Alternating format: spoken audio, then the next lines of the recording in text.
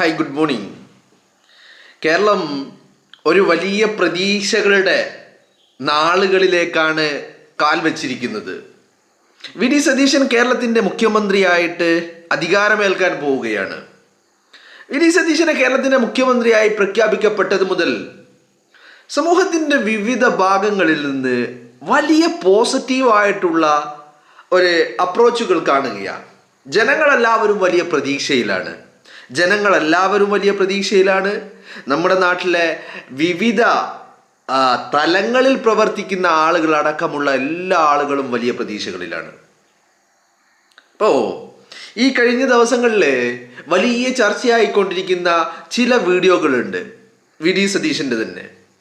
അത് പലപ്പോഴും വിദേശ രാജ്യങ്ങളിൽ വെച്ച് നടത്തിയ സംസാരങ്ങൾ, അദ്ദേഹത്തിൻ്റെ ഈ പറയുന്ന ദേശീയ മാധ്യമങ്ങൾ, നാഷണൽ മീഡിയയുമായി അദ്ദേഹം നടത്തിയ ചില അഭിമുഖങ്ങൾ, ചില ഇൻ്ററാക്ഷൻസ്, ചില പ്രതികരണങ്ങൾ, അങ്ങനെ അദ്ദേഹത്തിൻ്റെ പല ഈ പറയുന്ന മലയാളമല്ലാത്ത ഇംഗ്ലീഷിലൊക്കെയുള്ള സംസാരങ്ങൾ ഇങ്ങനെ ചർച്ചയായിക്കൊണ്ടിരിക്കുകയാണ്. അതോടൊപ്പം തന്നെ മുൻ കോഴിക്കോട് ജില്ലാ കളക്ടറും ഇപ്പോൾ സസ്പെൻഷനിലുള്ള IAS ഉദ്യോഗസ്ഥനുമായ മലയാളിയായിട്ടുള്ള N പ്രശാന്ത്, അദ്ദേഹത്തിൻ്റെ ഒരു ബൈറ്റ് കൂടി വളരെ പ്രത്യേകത ഒരു ചർച്ചയാവുന്നുണ്ട്. എന്താണ് അതിൽ പറയുന്നത്? കളക്ടർ ബ്രോയുടെ സംസാരത്തിൽ അദ്ദേഹം പറയുന്നത്, ഈ ഇംഗ്ലീഷ് ഡയറക്റ്റ് കൈകാര്യം ചെയ്യാൻ കഴിയുന്ന ഭരണകർത്താക്കൾ വന്ന കാലങ്ങളിലൊക്കെ ക്രിയാത്മകമായിട്ടുള്ള തീരുമാനങ്ങൾ ഉണ്ടായിട്ടുണ്ട് എന്നുള്ളതാണ്. അപ്പോൾ അതിന് അദ്ദേഹം കാരണം പറയുന്നത്, സ്വാഭാവികമായിട്ടും ഈ പറയുന്ന ഇംഗ്ലീഷ് അറിയാവുന്നത് കൊണ്ട് അവർക്ക് ഡയറക്റ്റ് ഈ കാര്യങ്ങൾ മനസ്സിലാക്കുവാനും അതുപോലെ കാര്യങ്ങൾ എക്സ്പ്രസ് ചെയ്യുവാനും കാര്യങ്ങൾ ഡയറക്റ്റ് തീരുമാനമെടുക്കാനും സാധിക്കും. ഇത് അറിഞ്ഞില്ലെങ്കിൽ എന്താണ് കുഴപ്പം? അത് സ്വാഭാവികമായിട്ടും ഈ സെക്രട്ടറിമാർ അവർക്ക് തോന്നും പോലെയൊക്കെ കാര്യങ്ങൾ പറഞ്ഞ് അങ്ങോട്ടും ഇങ്ങോട്ടും മറിച്ചും തിരിച്ചും ഒക്കെ ആക്കിക്കളയും എന്നുള്ളതാണ് അദ്ദേഹം പറയുന്നത്. അപ്പോൾ കൃത്യമായിട്ട് വി ഡി സതീശൻ എന്ന് പറയുന്ന നേതാവ് വലിയ വിഷനറിയാണ്, വലിയ കാഴ്ചപ്പാടുകളുള്ള വ്യക്തിയാണ്.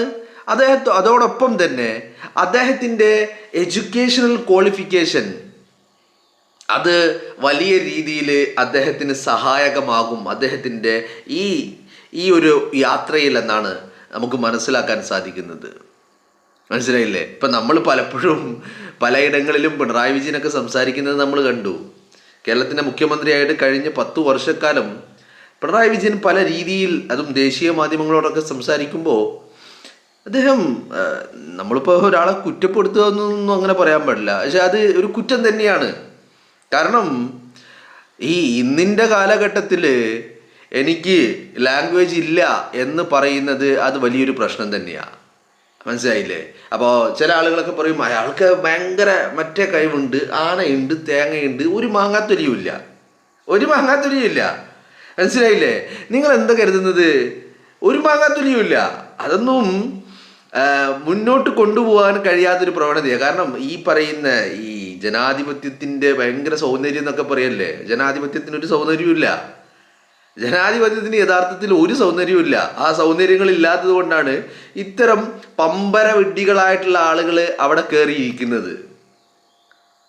ഞാൻ എല്ലാവരെയും കുറ്റപ്പെടുത്തുന്നില്ല. ചില ആളുകൾ ഒരിക്കലും അവരൊന്നും ഇങ്ങനെ ഒരു സ്ഥാനമാനങ്ങളൊന്നും അല്ലെങ്കിൽ ആ കസേര ഒന്നും അർഹിക്കുന്ന വ്യക്തിയല്ല. എവിടെയോ ചില കൊയിലോത്തുകാരൊക്കെ ആയതിൻ്റെ അടിസ്ഥാനത്തിൽ. മനസ്സിലായില്ലേ?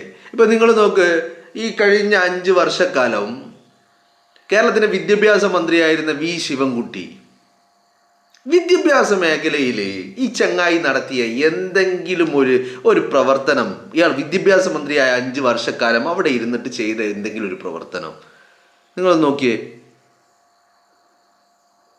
എന്തെങ്കിലും ഒന്നും ചെയ്തിട്ടുണ്ടോ? ഇപ്പം നിങ്ങൾ നോക്ക്, ഏറ്റവും ഒടുവിലായിട്ട് ഈ ചങ്ങായി ചെയ്തത് എന്താണെന്നറിയാമോ? ഈ പറയുന്ന ഭരണത്തിൽ നിന്ന് ഇറങ്ങാൻ പോവാന്നറിയാം. അപ്പോൾ ഇറങ്ങാൻ പോകുമ്പോൾ എന്താ ചെയ്തതെന്നറിയാമോ?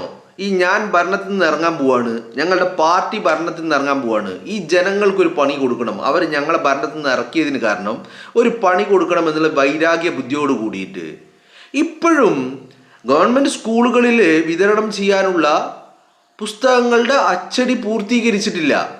അപ്പം എന്താ ഇനി പറയാൻ പോകുന്ന അറിയോ ചങ്ങായിയൊക്കെ വന്നിട്ട്? എന്താ പറയാൻ പോണേ? ഞങ്ങൾ ആനയാക്കി തേങ്ങയാക്കി, ഇതിന് വരുന്ന സർക്കാരിൻ്റെ ഉത്തരവാദിത്തമാണ്. ഇപ്പം നിങ്ങളൊന്ന് ആലോചിച്ച് നോക്ക്, മെയ് 4 റിസൾട്ട് വന്ന ഒരു സർക്കാർ, ആ സർക്കാർ വന്നിട്ട് എന്താ ചെയ്യേണ്ടത്? അപ്പോൾ ഈ ഇറങ്ങിപ്പോകുന്ന ആളുകളല്ലേ ഇതൊക്കെ ചെയ്യേണ്ടത്. അപ്പോൾ ഇറങ്ങിപ്പോകുമ്പോൾ അത് ചെയ്യാതെ അവർ ഞങ്ങൾക്ക് കുത്തിയില്ല, അപ്പം ഞങ്ങൾ അവർക്കിട്ടൊരു പണി കൊടുക്കുക. ഞാൻ പറഞ്ഞത്, നിങ്ങൾ ഈ കഴിഞ്ഞ 5 വർഷക്കാലം കേരളത്തിൻ്റെ വിദ്യാഭ്യാസ മേഖലയിൽ ഈ ശിവൻകുട്ടി മുഖ്യമന്ത്രി ആയിരുന്നല്ലോ, ഈ ശിവൻകുട്ടി ചെയ്ത എന്തെങ്കിലും ഒരു പ്രവർത്തനം, പുസ്തകം എത്തിക്കുക എന്ന് പറയുന്നത്, സമയത്തിന് പുസ്തകം എത്തിക്കുക എന്ന് പറയുന്നത് ഒരു പ്രവർത്തനമല്ല. അതൊന്നല്ല വിദ്യാഭ്യാസ മന്ത്രി ചെയ്യേണ്ടത്. അതൊക്കെ തീരുമാനിച്ചിട്ടുണ്ടെങ്കിൽ ഇനി വിദ്യാഭ്യാസ മന്ത്രി ഒന്നും വേണ്ട. അതിന് കൃത്യമായിട്ട് ചെയ്യണമെന്ന് താല്പര്യമുള്ള ഏതൊരു വ്യക്തിക്കും അവിടെ ഓൾറെഡി ഉള്ള സാധനം അത് പ്രിൻ്റ് ഔട്ട് എടുത്ത് കൃത്യമായി പുസ്തകം അച്ചടിച്ച് സ്കൂളുകളിൽ എത്തിക്കാൻ കഴിയും. കാരണം സർക്കാരിൻ്റെ അടുത്ത് എല്ലാവിധ സജ്ജീകരണങ്ങളുണ്ട്, അധികാരമുണ്ട്, പണമുണ്ട്, എല്ലാ സൗകര്യങ്ങളുമുള്ള ഒരു ഇൻസ്റ്റിറ്റ്യൂഷനാണ് സർക്കാർ എന്ന് പറയുന്നത്, ഗവൺമെൻറ് എന്ന് പറയുന്നത്. അവിടെ ഒരു പുസ്തകം അച്ചടിച്ച് സ്കൂളുകളിൽ എത്തിക്കുക എന്നുള്ളതൊരു പ്രവർത്തനം എന്നല്ല.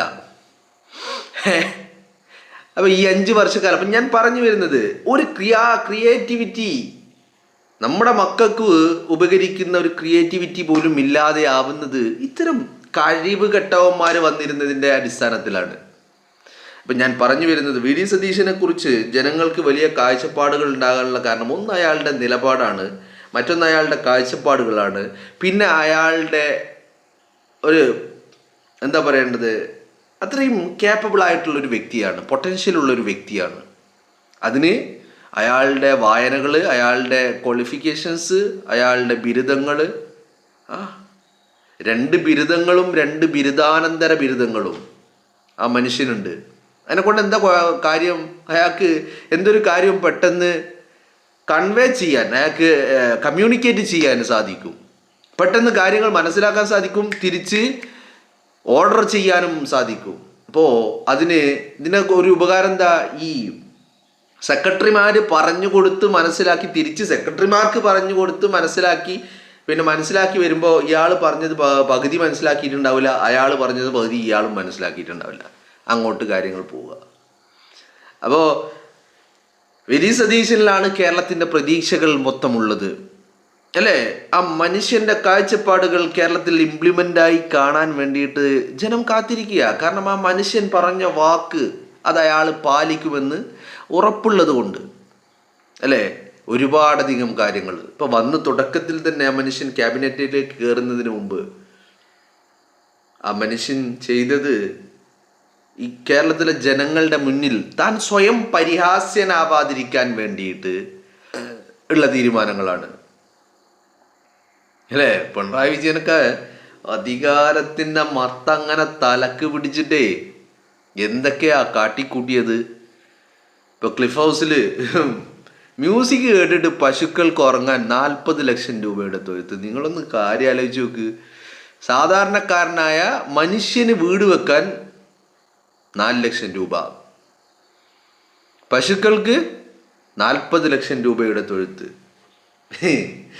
ഇതൊക്കെ എവിടേക്കാ വിജയ പോയത്, അല്ലേ? ഇതൊക്കെ പോയത് പിണറായി വിജയൻ്റെ അണ്ണാക്കിലേക്ക്. അപ്പോൾ ഞാൻ പറഞ്ഞു വരുന്നത് മറ്റൊന്നുമല്ല, വി ഡി സതീശൻ എന്ന് പറയുന്ന മനുഷ്യരിൽ നമുക്ക് ഒരുപാട് പ്രതീക്ഷകളുണ്ട്. ഈ പ്രതീക്ഷകൾക്കുള്ള കാരണം അയാളുടെ ക്വാളിറ്റി തന്നെയാണ്, എല്ലാ അർത്ഥത്തിലും ആ മനുഷ്യരിലുള്ള ക്വാളിറ്റി. ആ ക്വാളിറ്റി വലിയ രീതിയിൽ അദ്ദേഹത്തിൻ്റെ മുന്നോട്ടുള്ള യാത്രകളിൽ അദ്ദേഹത്തിന് വലിയ സഹായകരമാകും എന്നുള്ളത് തന്നെയാണ് നമ്മൾ മനസ്സിലാക്കുന്നത്. ഇപ്പോൾ സതീശന് അധികാര കസേരയിലേക്ക് എത്തുകയാണ്. സതീശൻ ആവാതിരിക്കാൻ വേണ്ടി പണിയെടുത്ത കുറേ എണ്ണങ്ങളുണ്ട്. ആവരുത് എന്ന് അതിയായി ആഗ്രഹിച്ച കുറേ എണ്ണങ്ങളുണ്ട്. സതീശൻ കേരളത്തിൻ്റെ മുഖ്യമന്ത്രി കസേരയിലേക്ക് സതീശൻ വരരുത്, വേറെ ആര് വന്നാലും ഒരു കുഴപ്പമില്ല എന്ന് ആഗ്രഹിക്കുകയും പ്രവർത്തിക്കുകയും അതിനുവേണ്ടി പ്രാർത്ഥിക്കുകയും മുട്ടിലിടുകയൊക്കെ ചെയ്ത ഒരുപാട് ആളുകളുണ്ട്. അപ്പോൾ ഇവരെയൊക്കെ സംബന്ധിച്ചിടത്തോളം VDയുടെ പ്രശ്നം, VD എന്തുകൊണ്ട് ഇവർ VD വരരുതെന്ന് ആഗ്രഹിച്ചോ, അത് എന്താ VDയുടെ പൊട്ടൻഷ്യലാ, ആ മനുഷ്യൻ്റെ കഴിവുകളാ. അപ്പോൾ ഇവർ ഈ മനുഷ്യന് കുറേ കാഴ്ചപ്പാടുകളുണ്ട്, കൃത്യമായ വീക്ഷണങ്ങളുണ്ട്. അതിനപ്പുറം ഇത് എങ്ങനെ ഇംപ്ലിമെൻ്റ് ചെയ്യാമെന്നതിനെക്കുറിച്ച് വ്യക്തമായ ധാരണ ആ മനുഷ്യനുണ്ട്. കേരളം എല്ലാ രീതിയിലും ആ മനുഷ്യനിലേക്ക് ചുരുങ്ങുകയായിപ്പോൾ. കാരണം എന്താ, ആ മനുഷ്യൻ ഈ കേരളത്തിന് വേണ്ടി അയാൾ ചെയ്യാൻ പോകുന്ന കാര്യങ്ങളെ കുറിച്ച് വലിയ രീതിയിൽ ജനം പ്രതീക്ഷയുള്ളവരാണ്, അതോടൊപ്പം തന്നെ ഉറപ്പുമുള്ളവരാ. ആ മനുഷ്യനത് പറ്റും, ആ മനുഷ്യനത് ചെയ്യും എന്നുള്ള ഉറപ്പ്.